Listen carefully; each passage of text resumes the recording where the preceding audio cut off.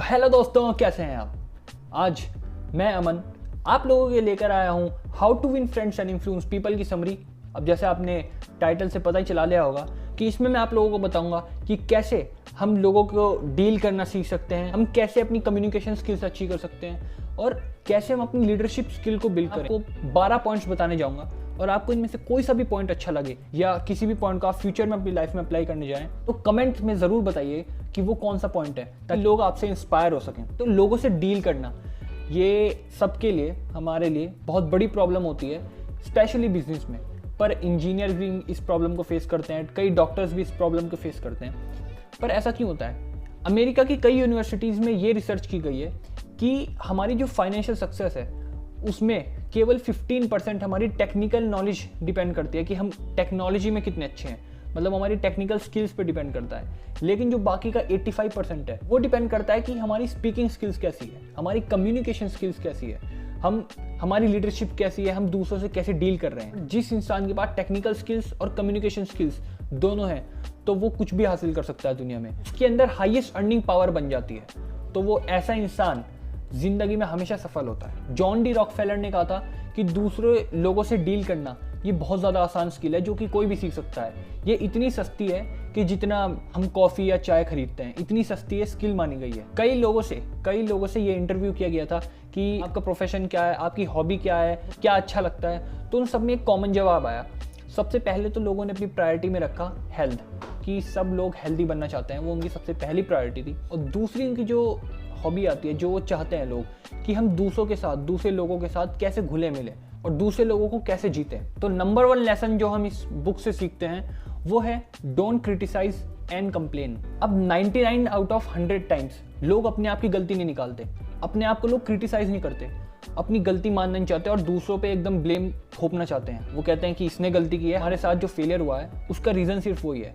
तो अपने आप को क्रिटिसाइज ना करना और दूसरों को क्रिटिसाइज करना ये लोग करते हैं। क्रिटिसिज्म बहुत ज़्यादा बुरा होता है, वो एक पर्सन की प्राइड को हर्ट करता है, उसकी जो सेल्फ रिस्पेक्ट है उसको ठोस चोट पहुंचाती है। कई रिसर्चेज में ये भी सामने आया है कि अगर आप किसी जानवर को रिवॉर्ड करेंगे किसी उसके अच्छे काम के लिए तो ज़्यादा से ज़्यादा सीखेगा, वो आगे भी उसको सीखता रहेगा। अगर आप उसके बैड बिहेवियर को ही लेकर बैठ जाएंगे कि इसने बैड बिहेवियर किया, उसको क्रिटिसाइज करते रहेंगे बार बार, तो वो ज़्यादा नहीं सीखेगा और वो ग्रो भी नहीं कर पाएगा। जॉर्ज एक सेफ्टी कोऑर्डिनेटर थे एक इंजीनियरिंग कंपनी के। उनकी जॉब ये थी कि जितने भी वहाँ पे एम्प्लॉयज़ हैं सब ने अपनी प्रॉपर हैट पहन रखी है नहीं, जो इंजीनियर्स की वो हैट आती है ऊपर से वो येलो कलर की, वो सभी लोगों ने प्रॉपर पहन रखी है कि नहीं। और जब भी वो वहाँ खोजबीन करने जाते थे, वहाँ कंपनी में जाते थे, तो देखते कि कुछ ही लोगों ने वो हैट पहन रखी होती थी, ज़्यादातर लोगों ने नहीं पहन रखी होती थी। वो उससे बहुत तंग आ चुके थे, वो बार बार भी बोलते थे उनको कि ऐसा क्यों हो रहा है, आप क्यों नहीं पहन रहे। वो उनके सामने तो पहन के दिखाते थे लेकिन बाद में वो उतार देते थे कैप्स। अब अगली बार उन्होंने जब किसी भी ऐसे वर्कर को देखा जिसने कैप नहीं पहन रखी थी, तो वो उनसे पूछते थे कि क्या इसमें थोड़ी कोई प्रॉब्लम है कैप में, या फिर क्या हम इसको थोड़ा सही कर सकते हैं, क्या ये थोड़ी टूट फूट गई है। तो वो किसी दूसरे इंसान को कहते थे कि ये इनकी केवल सिर्फ और सिर्फ सेफ्टी के लिए बनाई गई है ताकि इनको कोई इंजरी ना हो, ये प्रोटेक्टेड रह सकें। और क्या आप जानते हैं कि रिजल्ट क्या है बाद में?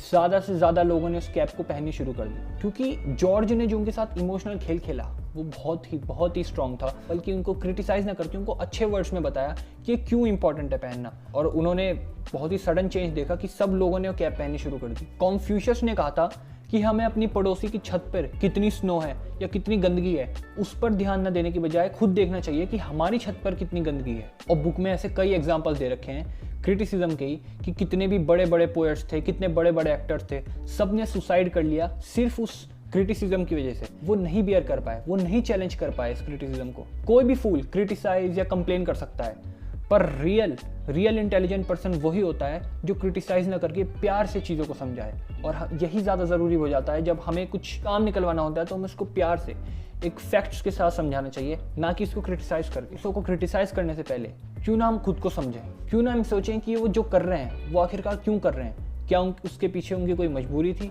हमें ज़्यादा से ज़्यादा कोशिश करनी चाहिए कि हम उनको फॉरगिव करें, माफ़ कर दें। तो नंबर 2 पर आता है give honest and sincere appreciation. हर किसी इंसान को कॉम्प्लीमेंट सुनना अच्छा लगता है, वो यही चाहता है कि कोई दूसरा इंसान उसको अप्रिशिएट करे। अगर हमारे पूर्वजों के अंदर फीलिंग ऑफ इंपॉर्टेंस ना होती, हमारी जो सिविलाइजेशन चल रही है ये हो ही ना पाती। हम सिर्फ एनिमल्स की तरह ही होते बिना सिविलाइजेशन के। दुनिया में मेंटल डिजीज के काफी पेशेंट हैं, बहुत ज्यादा पेशेंट मेंटल डिजीज के हैं, दूसरी डिजीज से ज्यादा। एंड्रयू कार्नेगी ने चार्ल्स क्वेब को अपनी कंपनी में रखा एज ए एम्प्लॉय और उनको मिलियंस ऑफ डॉलर्स का पैकेज दिया। क्यों?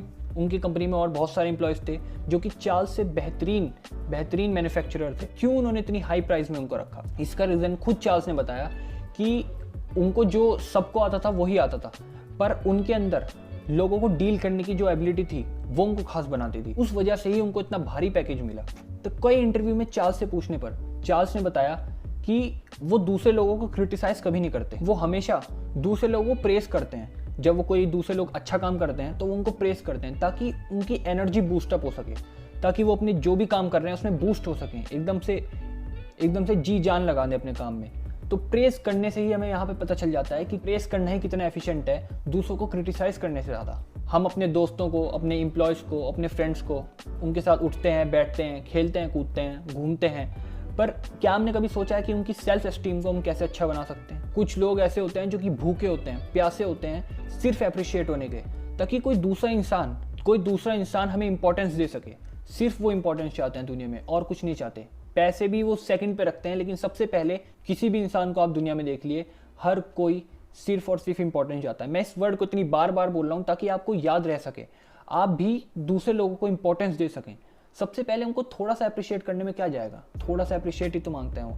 थोड़ा सा अप्रिशिएट किए, उनको भी अच्छा लगेगा, आपको भी अच्छा लगेगा। जब कभी भी हम खाली होते हैं या किसी एक स्पेसिफिक प्रॉब्लम के बारे में नहीं सोचते, तो 95% ऑफ टाइम हम सिर्फ अपने बारे में सोचते हैं। तो क्यों ना उस अपने बारे में सोचने की जगह हम दूसरों के बारे में सोचें, उनके भले के बारे में सोचें, थोड़ी देर भी सोचें कि उनका भला कैसे हो सकता है, हम क्या कैसा कर सकते हैं जिससे उनका थोड़ा सा भला हो जाए, थोड़ा सा अच्छा हो जाए उनके लिए। अगर हम ये सोचने लग गए तो दुनिया कितनी अच्छी प्लेस हो जाएगी रहने के लिए। तो आखिरी में हम इससे लेसन यही सीखते हैं कि जो ऑनेस्ट एप्रिसिएशन होता है वही हमें मैक्सिमम रिजल्ट्स देता है, ना कि criticism. Number 3, become interested in other peoples. आप 2 महीने में इतने दोस्त बना लेंगे जितने आप 2 साल में भी ना बना सकते, दूसरे पीपल्स में इंटरेस्टेड रह के, ना ये सोचकर कि वो हम में इंटरेस्टेड रहें। मिस्टर थर्स्टन एक बहुत बड़े मैजिशियन थे। तो कई इंटरव्यूज में इंटरव्यूअर ने पूछा उन्होंने पूछा कि आपकी सक्सेस का फॉर्मूला क्या है? ऐसे तो बहुत सारे मैजिशियन हैं, बहुत अच्छे मैजिशियन हैं, पर आप ही सबसे अलग क्यों हैं? तो थर्स्टन ने कहा था कि हाँ, ये सही बात है कि मुझसे भी अच्छे बहुत सारे मैजिशियन हैं, पर मुझे ऐसी कौन सी चीज़ है वो अलग बनाती है? वो ये है, जो दूसरे मैजिशियन हैं वो स्टेज पे जाने से सबसे पहले अपने आप से कहते हैं कि ये जितनी भी ऑडियंस यहाँ पे बैठी है वो सारी की सारी फूल है, मैं इनको आसानी से फूल बना सकता हूँ। पर लेकिन थर्स्टन ऐसा नहीं कहते। थर्स्टन जब भी स्टेज पे जाते हैं वो अपने दिल में ये बोलते हैं कि जो भी ऑडियंस है, इनकी वजह से ही आज मैं यहाँ हूँ, इनकी वजह से ही मेरी रोटी चल रही है, यही वो लोग हैं जो मुझे यहाँ देखने आए हैं, तो इनको क्यों ना मैं वो बेस्ट एक्सपीरियंस दूँ जिसको ये डिजर्व करते हैं। आप अपने दुश्मनों की भी अटेंशन जीत सकते हैं उनमें इंटरेस्टेड रहकर। एक और एग्जांपल देना चाहूँगा। थैंक्स गिविंग डे पर मार्टिन हॉस्पिटलाइज था, उसके कुछ फ्रैक्चर हो गया था, तो उसकी सर्जरी होनी थी। तो वो बहुत अकेला था उस टाइम पे, वो रो रहा था हॉस्पिटल में, क्योंकि इसके जो पिता थे उनकी डेथ हो चुकी थी। उनकी जो मम्मी थी वो बहुत ज़्यादा बीमार रहती थी, घर में थी, अकेली थी, और उस दिन थैंक्स गिविंग डे था, उनका कोई त्यौहार था, वहाँ जा भी नहीं पा रहा था वो, तो वहाँ बहुत रो रहा था। तो एक नर्स आई, नर्स ने जो कंबल उतारा और उसके आंसू पोंछने लग गई। तो उसने पूछा है क्या हुआ, तो उसने अपनी पूरी कहानी बताई। तो मार्टिन ने नर्स से पूछा कि आप मेरे साथ एक खा सकती हो और मेरे साथ क्या थैंक्स गिविंग डे बना सकती हैं। नर्स मार्टिन के साथ अच्छी तरह खेली और उसके साथ डिनर भी किया, उसके साथ कई गेम्स भी खेले। सही होने के बाद, ठीक होने के बाद, जब सर्जरी हो गई थी, जब घर गया, तो जब भी कभी थैंक्स गिविंग डे आया अगले साल या उसके बाद भी, उस दिन उसने उस नर्स को हमेशा याद रखा। अगर आप चाहते हैं कि लोग आपको प्यार करें, आप में इंटरेस्टेड हो, तो ये कोशिश करिए कि आप सबसे पहले उनमें इंटरेस्टेड होइए, फिर सोचना कि वो आप में इंटरेस्टेड होंगे। Number 4, smile. जेम्स मैककोनेल ने कहा था, जो कि एक साइकोलॉजिस्ट थे, उन्होंने बोला था कि वो लोग स्माइल करते हैं वो ज़्यादा अच्छी तरह सेल कर पाते हैं, अपने बच्चों की अच्छी तरह परवरिश कर पाते हैं और अच्छी तरह दूसरों को टीच कर पाते हैं। एक न्यूयॉर्क डिपार्टमेंट स्टोर की मैनेजर ने बोला था कि वो उस इंसान को भी हायर करने के लिए तैयार हैं जिसने ग्रेड स्कूल भी पास नहीं किया था, अगर उसकी स्माइल अच्छी है, उसके मुकाबले जिसने PhD भी कर रखी हो पर उसकी स्माइल मॉडरेट। स्माइल की इफेक्ट बहुत पावरफुल होती है। यूनाइटेड स्टेट्स की कोई एक टेलीफोन की कंपनी है, तो वो अपने जितने भी एम्प्लॉयज़ हैं सबको ये ट्रेनिंग देती है कि जब आप दूसरों से बात करो, फ़ोन पर बात करो अपने कस्टमर से, तो उस टाइम मुस्कुराते हुए बात करो, क्योंकि जब आप मुस्कुराते हुए बात करते हो आपकी आवाज़ में वो फीलिंग झलकती है कि आप खुश हो, उस समय आप खुश हो। रॉबर्ट क्रायर मैनेजर थे वो एक कंप्यूटर डिपार्टमेंट के ओहायो में। तो उनको एक एप्लीकेंट चाहिए था जॉब के लिए। एक एप्लीकेंट ने उनको फ़ोन भी किया था, एक एप्लीकेंट ने उनके पास अप्लाई भी किया था। तो उन्होंने सबसे पहले उसकी इन्फॉर्मेशन निकाली कि वो एप्लीकेंट क्या क्या है, कैसा कैसा है। उन्होंने पाया कि जो वो एप्लीकेंट था, और भी बहुत सारी कंपनियां थी जिन्होंने उस एप्लीकेंट को मैसेज किया था कि आप हमारी कंपनी में आ जाओ, पर फिर भी वो एप्लीकेंट हमारी कंपनी में क्यों आना चाह रहा है। उन्होंने बाद में जब वो एप्लीकेंट कंपनी में आ गया था तो उस कंपनी ने उससे पूछा कि आपने हमारी कंपनी में आना क्यों सोचा, जबकि आपको हमारी कंपनी से भी बढ़िया ऑफर्स आए थे। उस एम्प्लॉय ने बताया कि जो बाकी की कंपनियां थी उनसे बात करके मुझे ऐसा लग रहा था कि वो सिर्फ बिजनेस के लिए बात कर रहे हैं। मैंने आपसे बात की, मुझे पता चला कि आप सच में मुझ में इंटरेस्टेड हैं। आप चाहते हैं कि मैं आपकी कंपनी में आऊँ, आप चाहते हैं कि मैं आपकी ऑर्गेनाइजेशन का पार्ट बनूँ, तो इसलिए आपकी कंपनी मुझे बहुत ज़्यादा यूनिक लगी, इसलिए मैं आपकी कंपनी में आया। दुनिया में एक ही वे है हैप्पीनेस पाने का, अपने थॉट्स को कंट्रोल करना। हैप्पीनेस कभी भी आउटवर्ड कंडीशन पे डिपेंड नहीं करता, वो हमेशा इनर कंडीशन पे डिपेंड करता है। दो लोग सेम काम कर सकते हैं, सेम पोजीशन पे हो सकते हैं, सेम जॉब कर सकते हैं, पर एक बहुत ज़्यादा खुश होगा, एक बहुत ज़्यादा दुखी होगा। ऐसा क्यों? वो सिर्फ डिपेंड करता है उसके माइंडसेट पे कि एक का माइंडसेट अलग होगा, एक का माइंडसेट अलग होगा। A man without a smile must not open a shop. जो आपकी स्माइल होती है वो दूसरों के लिए एक वरदान की तरह होती है, दूसरों को एक फीलिंग ऑफ इंपॉर्टेंस देती है। अगर आप स्माइल कर रहे हो दूसरों के सामने, वो ये सोचेगी कि आपने उसके लिए थोड़ा तो टाइम निकाला और आप थोड़ा तो उसमें इंटरेस्टेड हो, तो उसको कितना अच्छा लगेगा ये सोच के देखिए। आपकी स्माइल के बाद वो ये सोचेगा कि इस दुनिया में थोड़ी तो खुशी है, इस दुनिया में एक स्माइल करने से कुछ प्रॉब्लम नहीं होती, आपका कुछ भी नहीं जाता उससे, बल्कि दूसरे को उससे फ़ायदा ही होता है। इसलिए किसी भी कन्वर्सेशन में या बिजनेस डील में स्माइल ज़रूर करें। Number 5, talk in terms of other persons interest. Roosevelt ने कहा था कि आप दूसरे लोगों का दिल आसानी से जी सकते हैं अगर आप उनकी जो इंटरेस्ट है उसकी बातें करें, उनके इंटरेस्ट की बातें करें, ना कि आप अपनी मतलब की बातें करें उनके सामने। मिस्टर ड्यूअर्नी एक न्यूयॉर्क के होटल में ब्रेड बेचने की कोशिश कर रहा था कई सालों से।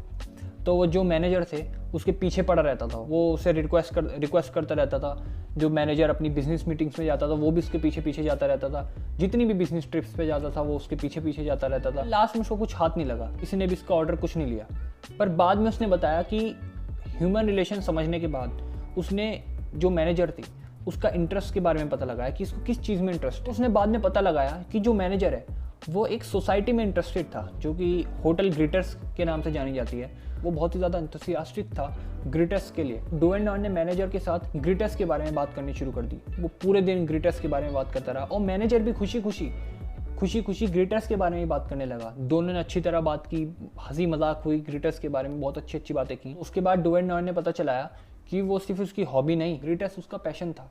तो डुएनॉन के ऑफिस लेफ्ट करने से पहले जो मैनेजर है उसने डुएनॉन को ऑफिस में एक मेंबरशिप सोल्ड कर दी थी और बाद में कुछ दिनों बाद उसने बहुत सारे बल्क में ऑर्डर्स भी दिए। फिर बाद में कुछ दिनों बाद मैनेजर ने उसको ब्रेड की सैंपल्स के लिए भी बुलाया और ब्रेड के बहुत सारे ऑर्डर दिए। डुएनॉन भी सरप्राइज्ड हो गया था और उसने बताया कि उसे लोगों के इंटरेस्ट में बात करना ही फायदेमंद है। Number 6, make the other person feel important and do it sincerely. Dale Carnegie post office की लाइन में लगे हुए थे, उनको कुछ काम करवाना था, उनको लेटर को रजिस्टर करवाना था। तो वहाँ पे उन्होंने देखा एक क्लर्क था, तो वो बहुत थका हारा था, बूढ़ा सा था थोड़ा सा, और अपना काम कर रहा था, एनवेलप्स निकाल रहा था और दूसरों को छुट्टा वापस कर रहा था। तो डेल ने कहा कि मुझे कुछ ऐसा करना है जिससे कि ये मुझे पसंद करे। जाहिर सी बात है कि अगर वो चाहता कि वो जो क्लर्क है वो उसको पसंद करे तो उसको अपने बारे में अच्छा बोलना पड़ता, पर नहीं, उसने नहीं बोला। उसने क्लर्क के बारे में अच्छा बोलने की कोशिश की। तो उसने धीरे से पोलाइट वॉइस में क्लर्क को कहा कि काश मेरे तुम्हारे जैसे बाल होते। तो वो क्लर्क है एकदम हैरान हो गया। उसने कहा क्या सच में? तो डेल कार्नेगी ने कहा कि हाँ, तुम्हारे बालों ने थोड़ी सी ग्लोरी तो खो दी है पर वो अभी भी एकदम चमकदार हैं, काश मेरे तुम्हारे जैसे बाल होते। और डेल ने कहा कि आज रात तो ये अपने घर जाएगा, बहुत खुश होगा और अपने आप को शीशे में देखेगा कि क्या मैं सच में इतना अच्छा हूँ। तो उसको देख के उसको खुशी मिली होगी। अब हम ये पूछेंगे कि इससे हमारा क्या फ़ायदा, अगर हम दूसरों की तारीफ़ करते हैं इससे हमारा क्या फ़ायदा। तो डेल ने कहा कि अगर हम इतने सेल्फिश बन जाते हैं कि दूसरों की थोड़ी सी भलाई करने में भी हम अपना फ़ायदा देखें, तो हमें वो फेलियर हो जाना चाहिए जो कि हम डिज़र्व करते हैं। Always make the other people feel important. जैसा कि मैंने आपको पहले भी कहा था कि हर इंसान चाहता है कि दूसरा इंसान मुझे अप्रिशिएट करे, और यही मैंने इसमें भी बताया। बूढ़ा क्लर्क खुश हुआ होगा कि किसी दूसरे ने उसको अप्रिशिएट किया। इतने सालों बाद उसको थोड़ा तो अच्छा लगा होगा। छोटे छोटे फ्रेजेस जैसे कि मुझे माफ़ करना या आपको एतराज़ तो नहीं, ये सुनने में काफ़ी अच्छे लगते हैं और दूसरों को ये काफ़ी पसंद आते हैं वर्ड्स। तो आपको ज़्यादा से ज़्यादा अपनी कन्वर्सेशन में ये वर्ड्स यूज़ करने चाहिए। अगर आपको इनमें से पॉइंट अच्छे लगे तो ज़रूर लाइक कीजिए और बेल आइकन को दबाना मत भूलिएगा, क्योंकि मैं आपके लिए रोज़ नई वीडियोज़ लेकर आता रहूँगा। तब तक के लिए शुक्रिया।